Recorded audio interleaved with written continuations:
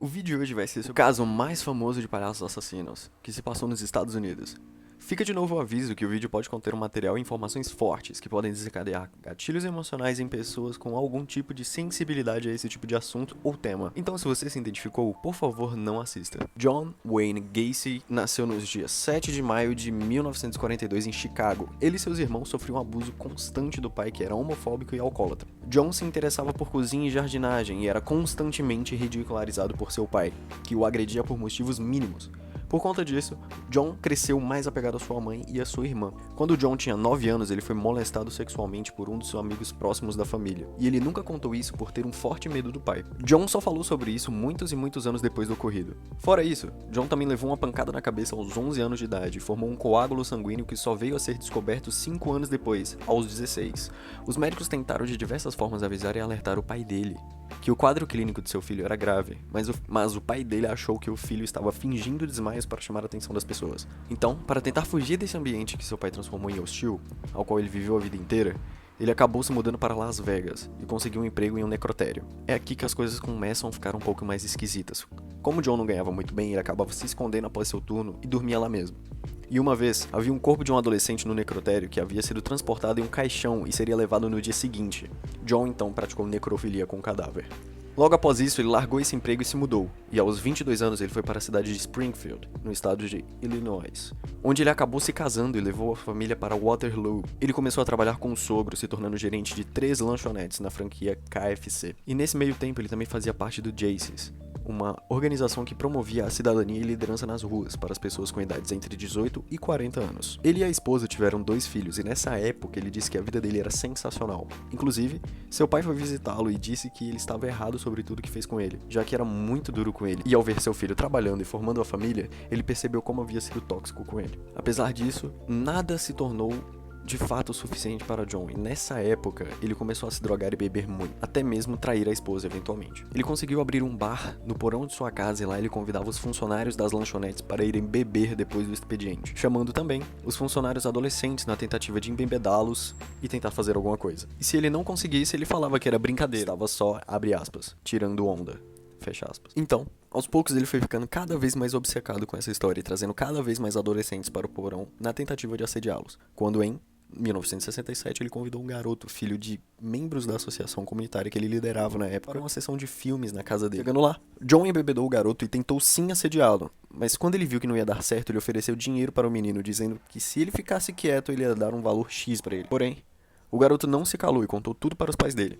Então, John foi acusado de abuso e ele acabou pegando 10 anos de prisão. Logo que isso aconteceu, a esposa se separou dele e foi morar em outro lugar com os filhos, e ele nunca mais viu tanto a esposa quanto os filhos dele. Na cadeia, por incrível que pareça, ele era muito dócil e todos gostavam dele, porque ele aparentava tentar melhorar a vida de todos ali dentro, sendo considerado um dos detentos exemplares, que sempre fazia tudo certo. Depois de cerca de 18 meses, sim, apenas 1 ano e meio de pena, ele ganhou liberdade condicional em razão do seu bom comportamento carcerário. Após ser liberado, ele voltou para Chicago para morar com a sua mãe e começou a trabalhar arrumando uns bicos aqui e ali, e por volta de 1 ano depois ele foi acusado novamente, porém, desta vez de tentativa de estupro, mas a acusação foi retirada quando o menino não apareceu no tribunal. Então, trabalhando e com a ajuda da mãe dele, ele conseguiu comprar uma casa para ele e também conseguiu iniciar um negócio na área de construção civil que deu muito certo muito rapidamente. E em 1972, ele noivou novamente. E 1 semana antes do casamento dele, ele foi acusado novamente de tentar molestar outro adolescente. Então, John pagou ele para retirar a queixa e ele acabou retirando. Logo mais tarde, em uma viagem de trabalho, ele acabou estuprando um de seus funcionários e o mesmo apareceu na casa dele depois, enquanto ele estava no quintal, e deu uma surra nele. Bateu, muito nele. E quando ele apareceu machucado, ele disse para as pessoas que ele se recusou a pagar um funcionário pelo mau serviço que ele fez. Desde esse ponto, sua imagem começou a ficar um pouco duvidosa nas ruas. Então John decidiu fazer por onde limpá-la. Eventualmente, John entrou em um grupo chamado The Jolly Jokers, onde as pessoas se vestiam de palhaços em eventos beneficentes e alegravam crianças em hospitais. E em 1995, John entrou nesse grupo e criou uma nova personalidade para si mesmo, Palhaço Pogo. Além disso, ele era um católico praticante e possuía posições de liderança em comissões religiosas, e era membro da Defesa Civil do estado de Illinois. Capitão comandante da Defesa Civil da cidade, tesoureiro do Partido Democrata, empresário e também ganhou o prêmio de Homem do Ano na cidade em que morava. Fica claro mais lá pra frente que ele fazia todas essas coisas na tentativa de encobrir o que as pessoas não sabiam sobre ele, mantendo a figura de cidadão de bem que todos conheciam. Então, ele passou a levar cada vez mais pessoas para a casa dele, sendo a maioria delas homens e adolescentes. E chegou no ponto da esposa dele não entender o porquê disso, se sentindo incomodada. Outro fato é que ele sempre levava eles para a garagem, então ela decidiu procurar algo aqui e ali e acabou encontrando uma pornografia gay lá. Após isso, ela o confrontou e perguntou o que estava acontecendo. Foi nessa hora que assumiu ser bissexual para ela. E que a partir daquele momento eles não iriam mais ter relações sexuais. Logo após isso, a esposa pediu o divórcio. E é agora que a coisa começou a complicar mais. Como agora ele estava divorciado, tendo uma casa só pra ele, ele começou a levar vários homens, incluindo adolescentes. Um desses adolescentes tinha 15 anos de idade. Os dois tiveram relações e ao acordar, John se deparou com ele o encarando e com a faca na mão. Em um ato de impulso, John pega a faca, agarra o menino e esfaqueia até a morte. Então ele desce pra cozinha e percebe que o menino tinha feito o café da manhã pra eles e que ele tava com a faca na mão só por ter subido direto pro quarto para acordá-lo. Detalhe importante é que enquanto John matava o menino, ele teve um orgasmo. O próximo caso aconteceu cerca de 2 anos depois, em uma tentativa de atrair mais homens e adolescentes sob a premissa de oferecer a eles um emprego na empresa de construção. Chegando na casa dele, John os algemava e a partir dali ele fazia uma série de coisas bizarras com eles. No final, estrangulando eles até a morte. Ele fez isso várias e várias vezes, até mesmo com mais de uma pessoa ao mesmo tempo. E depois de mortos, ele pegava o corpo e enterrava embaixo da casa dele. Ele normalmente fazia isso com as vítimas já mortas, mas dessa vez foi diferente. Ele atraiu mais um adolescente para sua casa na premissa de fazer uma entrevista de emprego e passou horas torturando e estuprando o garoto até que, em determinado momento, ele implorou para que o John o matasse porque ele já não aguentava mais. John então colocou o menino dentro do carro e levou ele até o local onde ele trabalhava, tirou as algemas e soltou ele. Obviamente, a polícia foi acionada e, quando perguntado, John disse que o garoto era apenas seu escravo sexual e que tudo que foi feito com a autorização dele. E nessa, a polícia acabou acreditando. 2 anos depois da sua primeira vítima, ele começou a matar cada vez mais pessoas e chegou no ponto de não haver mais espaço debaixo de sua casa para caber os corpos. Então ele passou a jogar tudo em um rio que tinha perto da casa dele. Muitos garotos começaram a desaparecer na cidade. E um deles contou pro pai que estava indo na casa do John fazer uma entrevista de emprego. E logo depois esse menino desapareceu e nunca mais foi visto. Então, os pais foram até a polícia e fizeram uma queixa. Logo, a polícia começou a investigar o John e fazer um monte de perguntas. E nessa entrevista ele falou uma frase que todos conhecem muito bem quando se trata desse caso. Abre aspas. Até um palhaço consegue se safar. Fecha aspas.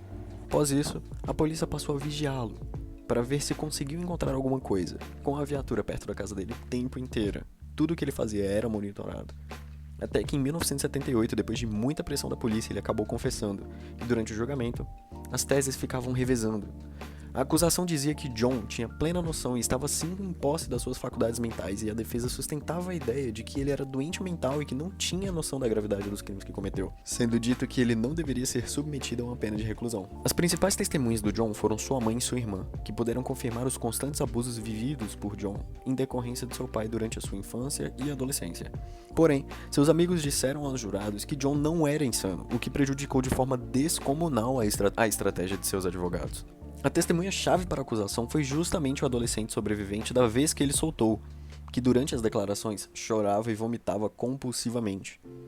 Nesse dia, o julgamento teve que ser paralisado diversas vezes para que o rapaz se recuperasse tanto fisicamente como psicologicamente, para dar procedimento ao caso. No final, o júri considerou que John era imputável e culpado pela morte de 33 jovens, sendo sentenciado à pena de morte mediante a injeção letal.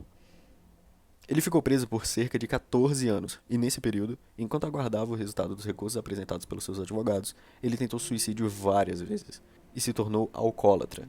Nessa época, ele também começou a pintar vários quadros na prisão. Ele tingia autorretratos e figuras conhecidas na história, mas seu maior foco foram as pinturas de palhaços. Essas pinturas ganharam bastante fama e foram expostas em diversos museus norte-americanos, com pessoas pagando bem caro por essas figuras, indo de $100 até $20.000. O John chegou a receber por volta de $140.000 pelo conjunto da obra. A execução estava marcada para o dia 10 de maio de 1994. A expectativa da cidade inteira era bem alta, pois haviam várias vítimas que estavam desaparecidas e muitas famílias que perderam seus entes queridos. Logo, múltiplas rádios se deslocaram até a penitenciária para fazer a cobertura da execução. Nas ruas, o povo cantava alto e dançava, aguardando o início da execução. As pessoas usaram camisetas com frases escritas como "Nenhuma lágrima para o palhaço". Já no lado de dentro, John desfrutou de sua última refeição, que foi frango, camarão, batatas fritas e morangos frescos. Nas suas últimas horas de vida, ele permaneceu na companhia de familiares e amigos que tiveram que se retirar às 9 da noite em ponto para que os preparativos começassem. Exatamente às 00:01, ele foi movido de sua cela, amarrado a uma maca e foi levado para a câmara de execução. Através de uma pequena janela, algumas testemunhas conseguiam acompanhar o ato. As suas últimas palavras foram "Kick my ass". Após cerca de 18 minutos, o palhaço fechou seus olhos para nunca mais abrir, provocando alívio em todas as pessoas que estavam ali presentes, e também nas que estavam do lado de fora, cantando e vibrando muito. Porém, todas as famílias e pais que perderam seus filhos, a morte dele não adiantava de muita coisa. Então, apesar do alívio, não trazia de volta a sensação reconfortante, já que não podiam mais ter seus filhos. E esse foi o vídeo acerca da história do assassino John Wayne Gacy, o palhaço Pogo. Tem um documentário aqui no YouTube legendado sobre tudo isso que eu trouxe aqui no vídeo pra vocês. Caso vocês queiram pesquisar mais a fundo, eu recomendo muito. Tem até uma entrevista dele lá, bastante coisa mesmo. Esse caso é muito famoso nos Estados Unidos. Eu não coloquei muito mais coisa aqui, porque senão o vídeo ia ter 3 horas. Se você gostou do vídeo de hoje, clica aí no like, se inscreve no canal. Muito, muito obrigado mesmo por ter assistido até aqui. E é isso, valeu!